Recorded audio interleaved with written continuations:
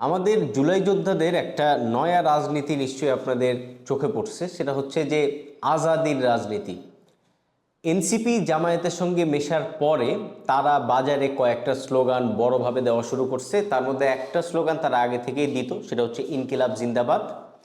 তারপরে তারা আরও দুইটা স্লোগান বড়ভাবে যুক্ত করছে, শাহবাগ থেকে সেগুলা প্রতিনিয়ত দেওয়া হচ্ছে। তার একটা হচ্ছে যে নারায়ে তাকবীর, আরেকটা হচ্ছে যে আজাদি। এই যে আজাদি কথাটা, মানে আজাদিকে কেন্দ্র করে যে রাজনীতি দাঁড় করানো বা তারা একটা নির্বাচনী জোট করছে, সেই নির্বাচনী জোটের প্রধান কথা বা প্রধান বক্তব্য যখন আজাদি হয়, তখন কি আপনাদের কোনোভাবে মনে হয় যে এটা আসলে নির্বাচনী একটা স্লোগান?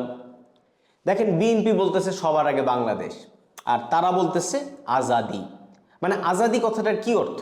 আজাদি কথাটার যদি একটা সিম্পল অর্থ আপনি বাইর করেন, সেটা হচ্ছে আপনি একটা কোথাও থেকে বিচ্ছিন্ন হইতে চান, আপনি একটা জায়গায় আছেন, সেই জায়গা থেকে আপনি মুক্তি চান, বা আপনি সরাসরি একটা সশস্ত্র সংগ্রামের মধ্যে দিয়ে আপনি একটা স্বাধীনতা তুলে নিতে চান। এটাই তো আজাদি। আমাদের 1947-এর আজাদির লড়াই আছে। তো এখন এই মুহূর্তে দক্ষিণ এশিয়ার কনটেক্সটে আপনি যদি আজাদির রাজনীতি খুঁজেন, সেটা আপনি দেখবেন যে কাশ্মীর। কাশ্মীর ছাড়া তো আমাদের এখানে আর কোনো আজাদির মানে লড়াইয়ের রাজনীতি নাই। কাশ্মীরের এই গত মানে 70 বছর ধরে তার যে আজাদির লড়াই, সেইটা আমরা মোটামুটিভাবে এইভাবে আমরা ন্যারেট করতে পারি যে কাশ্মীরের যারা এই আজাদির লড়াই করে, তারা আসলে মুক্তি চায় ভারত থেকে, তারা ভারত থেকে আলাদা হয়ে যেতে চায়, তারা একটা বিচ্ছিন্নতাবাদী আন্দোলন করে, তারা সশস্ত্র আন্দোলন করে। আমি ব্যক্তিগতভাবে কাশ্মীরের আন্দোলনকে সাপোর্ট করি, আন্দোলনের আজাদির আন্দোলনকে সাপোর্ট করি। এবং আপনারা জানেন যে ভারতের বামপন্থী কিছু অংশ, যে মানে জেএনইউর মানে কিছু অংশ, তারাও এই মানে কাশ্মীরের আজাদি ওয়ার্ডটাকে নিয়ে তারাও আসলে আজাদির কথাবার্তা বলে। হাম কিয়া চাহতে আজাদি বা এই ধরনের একটা মানে স্লোগান আছে। তো বাংলাদেশের কনটেক্সটে আপনি কিসের সশস্ত্র সংগ্রাম করতেছেন? আপনি কোত্থেকে বিচ্ছিন্ন হতে চাইতেছেন? আপনি কোন স্বাধীনতাটা চাচ্ছেন? একটা জিনিস আপনারা খুব ভালোভাবে আপনাদের মনে আছে নিশ্চয়ই, যে 2024 সালের জুলাই গণ আন্দোলনের পরে যখন একটা মানে নতুন বাস্তবতা আমরা পড়লাম, তখন এটাকে ন্যারেট করা শুরু হইলো একটা স্বাধীনতা, দ্বিতীয় স্বাধীনতা। তো আমরা তখন কিছু বলতে পারি নাই, কারণ বললে আবার বলবে যে মানে আমরা মানে জুলাই গণ আন্দোলনকে ছোট করতেছি। কিন্তু জুলাই গণ আন্দোলন তো বেসিক্যালি একটা স্বৈরাচার পতনের আন্দোলন ছিল এবং হাসিনার পতনের আন্দোলন ছিল, এবং সেইটাকে অনেকে সেকেন্ড রিপাবলিক, দ্বিতীয় স্বাধীনতা ইত্যাদি কইরা মুক্তিযুদ্ধের এগেইনস্টে দাঁড় করাইতে চাইছে, যে মুক্তিযুদ্ধ প্রথম স্বাধীনতা, এখন তারা আনতেছে দ্বিতীয় স্বাধীনতা। তো এখন আরও স্পেসিফিকলি তারা এই দ্বিতীয় স্বাধীনতাকে এখন টার্ম করতেছে আজাদির লড়াই দিয়ে বা আজাদির রাজনীতি দিয়ে। এখন আপনি যদি চিন্তা করেন যে জুলাই গণ অভ্যুত্থানের মধ্য দিয়ে আমরা কি কোনো আজাদির লড়াই করতেছি, মানে বাংলাদেশে কি কোনো বিচ্ছিন্নতাবাদী আন্দোলন শুরু হচ্ছে? আপনি তো কোনোভাবে মিলাইতে পারবেন না যে এই যে লোকেরা, নাসিরউদ্দিন পাটোয়ারিরা যে এনসিপি জামাত জোট করছে, ইনকিলাব মঞ্চ, ওসমান হাদিকে মানে একটা ফেস রাইখা, ওসমান হাদির মৃত্যুকে কেন্দ্র কইরা, পুঁজি কইরা এই যে একটা আজাদি কথা তারা যে সামনে নিয়ে আসছে, এটা কি কোনোভাবে নির্বাচনী একটা লাইন হইতে পারে, নির্বাচনী স্লোগান হইতে পারে?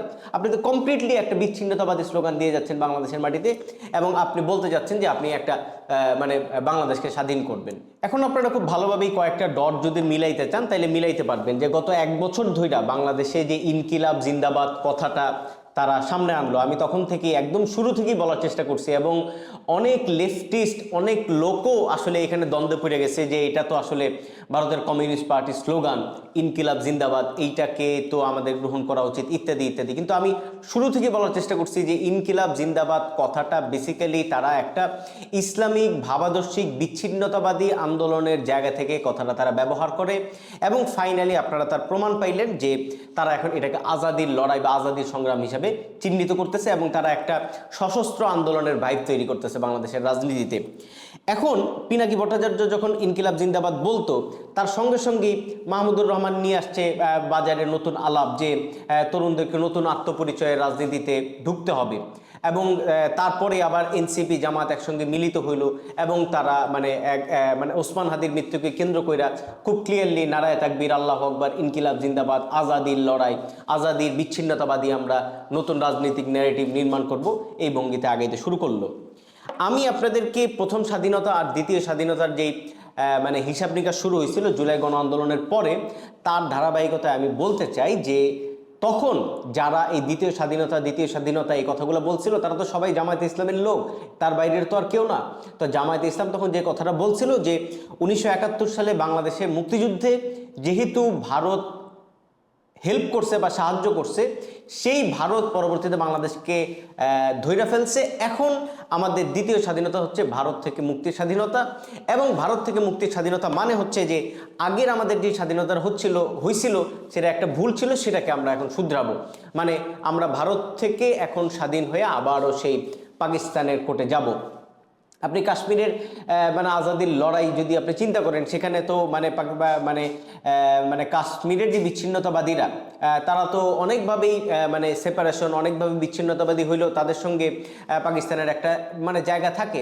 আপনি যদি সেম জায়গা থেকে এই নাসিরুদ্দিন পাটোয়ারি সংঘকে আপনি যদি মানে রিলেট করতে চেষ্টা করেন, তাহলে আপনি খুব ক্লিয়ারলি বুঝবেন যে বাংলাদেশে তারা আসলে ভাই নিচ্ছে যে বাংলাদেশ একটা ভারতের ছত্রছায়া, এবং এই ভারতের ছত্রছায়া থেকে তাদের একটা স্বাধীনতা লাগবে, তাদের একটা সশস্ত্র আন্দোলন লাগবে।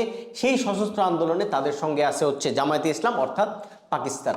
তো এখন এই কারণে কি আমরা জুলাই গণ আন্দোলন করছিলাম, যে জুলাই গণ আন্দোলনের পরে আপনারা দেশের একেবারে মৌলিক ন্যারেটিভে, মৌলিক মানে রাজনীতিতে, যেটাকে আমরা মূলধারা বলি, সেই মূলধারার রাজনীতিতে আপনি বিচ্ছিন্নতাবাদী কথাবার্তা নিয়ে চলে আসতেছেন। আপনি বাংলাদেশে নির্বাচন করতে চান, আপনি জোট করতে চান, কিন্তু আপনার সকল কথা একটা বিচ্ছিন্নতাবাদী একটা বর্গ থেকে আসে, একটা সশস্ত্র আন্দোলনের মানে ভঙ্গি থেকে আসে। আমরা যে কথাটা বলতে চাই যে আপনারা জুলাই গণ আন্দোলনকে পুঁজি কইরা, জুলাই গণ আন্দোলনের এই দেশের সকল মানুষ যেভাবে সেখানে যুক্ত হয়েছিল, এই জিনিসটাকে আপনারা পুঁজি কইরা এখন যেভাবে এইটাকে একটা সশস্ত্র বিচ্ছিন্নতাবাদী আন্দোলনের মোড়কে আপনারা এটাকে বন্দি করতেছেন, আপনারা কমপ্লিটলি এই দেশের মানুষ, যেই মানুষগুলোর উপর দাঁড়ায় জুলাই গণ আন্দোলন হয়েছিল, তাদের সঙ্গে আপনারা প্রতারণা করতেছেন। নট অনলি প্রতারণা, আপনারা তাদের সঙ্গে একদম মানে তাদের বিরুদ্ধে আপনাদের মূলত লড়াইটা করতেছেন। আমরা বাংলাদেশকে কখনোই যুদ্ধক্ষেত্র হইতে দিতে চাই না। আমরা বাংলাদেশে কখনোই কোনো বিচ্ছিন্নতাবাদী আন্দোলনকে আমরা মৌলিক মনে করি না। আমরা যেটা মনে করি যে আমরা মানে কূটনৈতিকভাবে সকল দেশের সঙ্গে সমানভাবে আলোচনা করব, আমরা ভারতের আধিপত্যবাদের বিরুদ্ধে কথা বলবো। আমি বিএনপিকে মানে অবশ্যই মানে সাপোর্ট করি, বিএনপি যে সবার আগে বাংলাদেশ দিল্লি নয়, পিন্ডি নয়, এই যে কথাবার্তাগুলো তারা নির্বাচনী প্রচারণের একেবারে মূল কেন্দ্রে যে রাখছে, এই জন্য আমি বিএনপিকে অবশ্যই সমর্থন করি। কিন্তু এর মানে তো এটা না যে আমরা আসলে একটা মানে ভারতীয় আধিপত্যবাদের বিরুদ্ধে একটা লড়াই শুরু করে দিতে চাই বা একটা সশস্ত্র সংগ্রামের বাস্তবতা তৈরি করতে চাই। আমি মানে আহ্বান করব মানে এই মানে নাসিরুদ্দিন পাটোয়ারি এবং তার শিষ্যদেরকে মানে হুঁশে ফিরে আসতে। মানে আপনি যখন নির্বাচনের রাজনীতি করতেছেন, তখন দয়া করে নির্বাচনের রাজনীতিটা করেন। নির্বাচন বানচাল এবং বিচ্ছিন্নতাবাদী স্লোগান, বাংলাদেশকে একটা মানে অহেতুক একটা ইসলামিক ভাবাদর্শিক একটা বিচ্ছিন্নতাবাদী জায়গা থেকে ন্যারেট করার চেষ্টা করেন না, এবং টোটাল বাংলাদেশকে একটা পেজগি লাগানোর কোনো মানে ধান্দা করেন না। বাংলাদেশে যদি পেজগি লাগে, তো সে পেজগি লাগানোর হয়তো মুরদ আপনাদের আছে, কিন্তু আমাদের জাতি হিসাবে সে পেজগি এফোর্ড করার আর সময় নাই। আমাদের এখন বাংলাদেশটাকে নতুন করে গড়তে হবে। হাসিনার পতন হয়েছে, আগামী নির্বাচন হবে, এবং নির্বাচনের ধারাবাহিকতায় আমরা একটা নতুন বাংলাদেশ নির্মাণ করতে চাই। এবং নতুন যে সরকার আসবে তাদেরকেও সমালোচনা, আলোচনা, পর্যালোচনা কইরা একটা নতুন মানে পলিসি নির্ভর, নীতি নির্ভর একটা সুষ্ঠু বৈষম্য মুক্ত বাংলাদেশ আমরা নির্মাণ করতে চাই। এখন দেশের মানুষের কাছে বা আমরা যারা মানে রাজনীতিতে সবসময় গুটি হিসেবে ব্যবহৃত হই, তাদেরকে মানে আমি অনুরোধ করব যে এই তরুণরা মানে জুলাই যোদ্ধারা যে আজাদির কথাবার্তা সামনে নিয়ে আসতেছে, এইটা আমাদের ঝুঁকিপূর্ণ ওয়ার্ড বা ঝুঁকিপূর্ণ রাজনৈতিক ন্যারেটিভ হিসেবে আমাদের চিহ্নিত করা উচিত। এবং তারা শাহবাগের উপরে দাঁড়াইয়া যেইভাবে ওসমান হাদিকে ব্যবহার কইরা, যেভাবে তারা এই আজাদি জিনিসটাকে একটা সশস্ত্র বাহিনীর মুডে তারা যেভাবে বাংলাদেশকে ব্যাখ্যা করতেছে, এটার বিরুদ্ধে আমাদের কথা বলা উচিত। এবং এখনই যদি আমরা এটা থামাইতে না পারি, তাইলে এই রাজনীতিটা বড় হবে, এবং এই রাজনীতিটা বড় হওয়া মানে বাংলাদেশের টোটাল যে নিরাপত্তা, সেই নিরাপত্তা হুমকির মুখে পড়বে। এবং ইনারা মানে যারা এই আজাদির রাজনীতি যে বাংলাদেশে তৈরি করতে চায়, তারা যে কোনোভাবে সেই ভারতের যেই পপুলিস্ট যেই বেল্ট আছে, যারা মানে পাকিস্তানকে কেন্দ্র কইরা, বাংলাদেশকে কেন্দ্র কইরা ক্ষমতায় থাকতে চায়, আমি বিজেপির কথা বলতেছি, সেই হিন্দুত্ববাদী সরকারের, ভারত সরকারের সঙ্গে যে কাজ করতেছে না, তা আমরা নিশ্চিতভাবে বলতে পারি না। ফলে নাসিরউদ্দিন পাটোয়ারিকে বিশ্বাস করার কিছু নাই। জামায়াতে ইসলাম গোপনভাবে কাজ করে, অনেক জায়গায় কাজ করে, পিনাকির ব্যাপারে তো আমরা জানি। ফলে যারা এই ইনকিলাব জিন্দাবাদ, আজাদির রাজনীতি, নারায় তাকবীর দিয়ে দেশকে একটা বিচ্ছিন্নতাবাদী কার্যক্রমে ঢুকাইতে চায়, অকারণে যেই দেশ একবার স্বাধীন হয়েছে সেই দেশে আরেকবার স্বাধীনতার মন্ত্র ঢুকাইতে চায়, তাদের বিরুদ্ধে আমাদের কথা বলতে হবে এবং তাদের এইসব শয়তানি থেকে আমাদের এখনই মুক্ত পাইতে হবে এবং আমাদের যে দেশ, সেই দেশকে মুক্ত করতে হবে।